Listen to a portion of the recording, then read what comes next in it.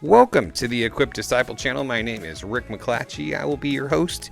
We are here to be and to make disciples of Jesus, and we do that through daily devos, through Sunday sermons, and through other discipleship resources. We are here to equip you to be an equipped disciple. All right, welcome into another day of your daily devos. I'm Pastor Rick. We're jumping into a new chapter in Proverbs chapter 17.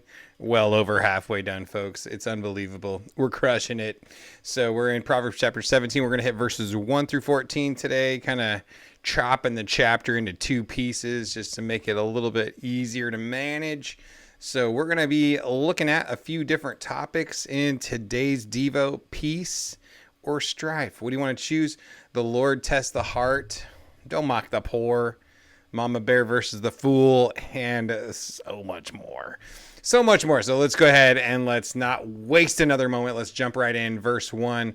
Better a dry crust with peace than a whole house full of feasting with strife. A house full of feasting with strife is much worse than a dry crust with peace. It just tells you kind of the value of peace. You know what I'm saying? Like, we need to probably take a step back and realign some things in our lives periodically to make sure that we're aiming at actually living a life full of peace and not stress and fretting and worry. A prudent servant will rule over a disgraceful son and share an inheritance among the brothers, which is kind of a crazy statement, honestly, if you think about it. A prudent servant ruling over a disgraceful son. So, starting position doesn't matter, right? It's how you live, how you manage it from there. And to be prudent, looking down the road and making proper adjustments and living your life in a healthy and integrous kind of a way. And so that kind of servant is going to rule over a son that lives disgracefully, even to the point of sharing in an inheritance with the brothers. Crazy. So the dry crust versus the feasting, you think about how dramatically different those pictures are. And like dry crust, yuck, it's old, it's dry, it's cracking, it's crumbly, it's not tasty, it's not filling. There's not even really much nutritional value in it at all, versus feasting. Like, it's like the complete opposite end. And it's saying that dry crust with peace is better than the feasting when you have strife in the home. And so, man, what a powerful picture, and one that we need to take note. We need to take note of it. We need to process that truth and then shape our lives around it, because there's a lot of decisions that you can make that can grow peace in your life, and then other things that grow strife, grow fret, grow uneasiness, anxiousness. So you have to make sure that your priorities are right and that you're aimed in the right direction and you're doing the things that are going to grow peace in your life and not stress and fret. Amen? Come on. Type amen in the comments if you agree and you'd rather have a dry crust with your peace than some strife and some feast. You know what I'm saying? Okay, so verse 3, a crucible for silver and a smelter for gold, and the Lord is the tester of hearts. A wicked person listens to malicious talk. A liar pays attention to a destructive tongue. So there's something about listening to the malicious talk and paying attention to a destructive tongue that actually, don't do it. Don't pay attention to that malicious talk. Just let it go. Don't zone in on it. Don't focus your ears on it. Choose to live in a better place than trying to focus on that malicious talk and that destructive tongue. But now let's come back to verse 3. A crucible for silver and a smelter for gold. You know what both of those have in common? Heat. When the heat gets turned up. When the heat gets turned up, the dross is pushed to the top. What is the dross? The dross is the yuck, the garbage, the no good stuff that just weakens the quality of the gold, of the metal that you're smelting, that you're firing in the furnace. And so, just like that, the Lord tests our hearts. And so when you ever have those times in your life where the heat gets cranked up and it starts to reveal some stuff in you that's kind of painful, kind of not very fun, know that it's part of God's plan. It's part of what God does in our lives. He works through that pain and that suffering, that heat that gets turned up to expose things that need to be worked out of us. Because a lot of times, if we don't see it exposed, then we don't do anything about it. And so the crucible for silver and the smelter for gold, the Lord is the tester of hearts. Come on, he's also the changer of hearts. So he's the one that even gives us the desire and the ability, the power to do it. It'd be kind of Philippians chapter 2 and verse 13. It'd be kind of where, it is he that works in us both to will and to do according to his good purposes. Verse 5, the one who mocks the poor insults his maker, and the one who rejoices over calamity will not go unpunished. The one who mocks the poor insults his maker. So don't do it. Don't mock God. Don't insult God. He's the one that made them. So be careful about how you're talking about other people, even people that are living a little crazy. Be careful about how you talk about them, how you treat them, because they were made in the image of our Creator.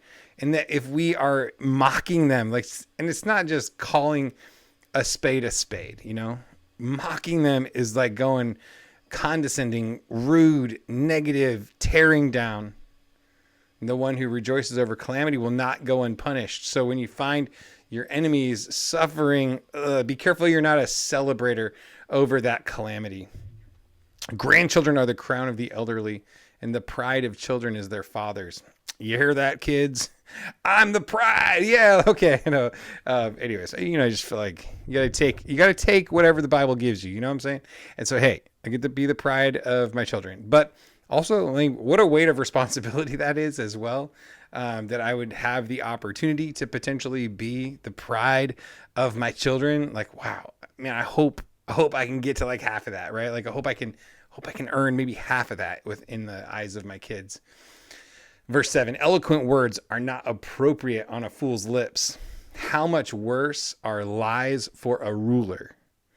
That's how inappropriate it is for a ruler, somebody that has authority, to be a stinking liar.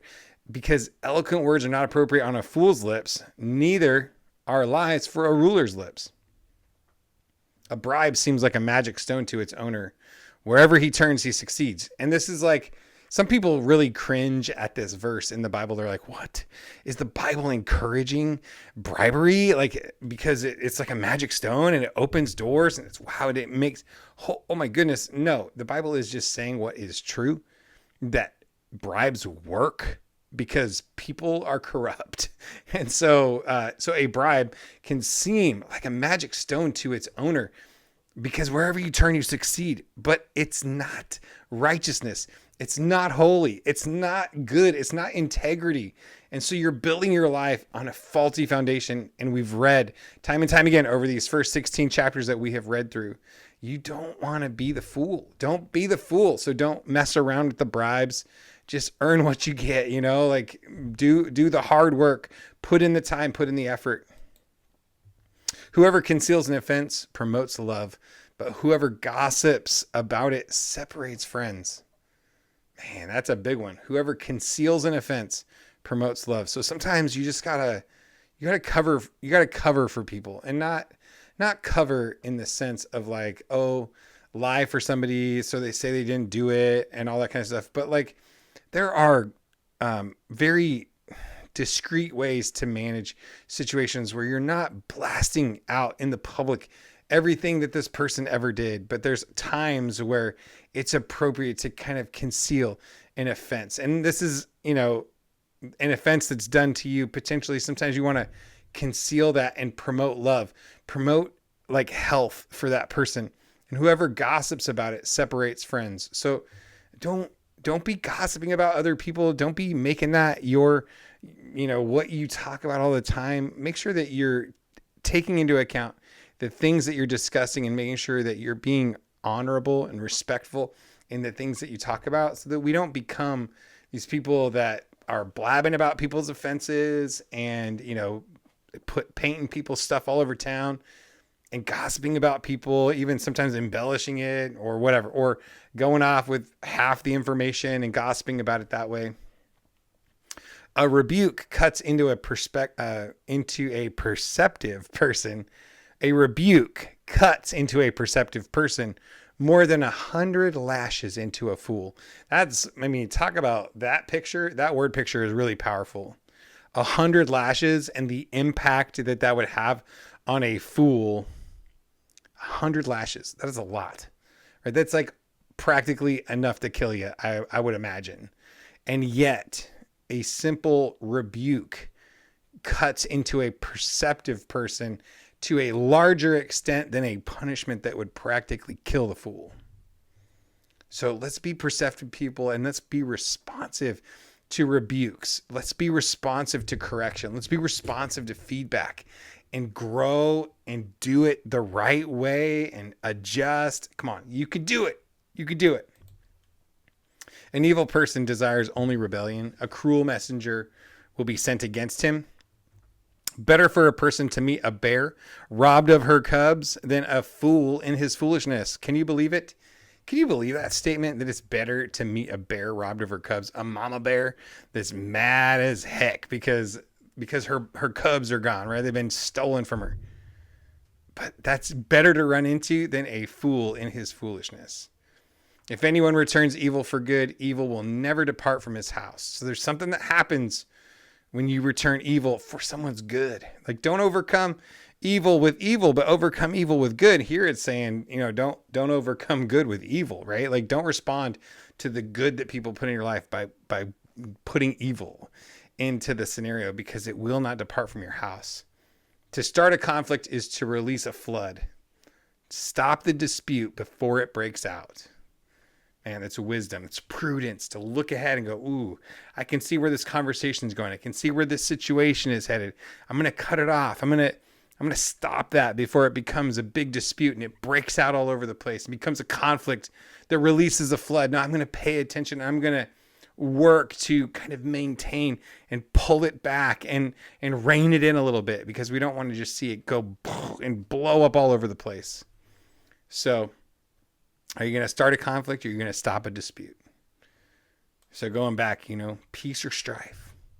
The Lord testing your heart. Don't mock the poor. Mama bear versus the fool, Come on, there's lots of things to think about. Which one is the Lord pointing out to you? Drop it in the comments for me. Like, comment, subscribe, do all that fun stuff with that. God bless you. Have a great day. I'll see you tomorrow.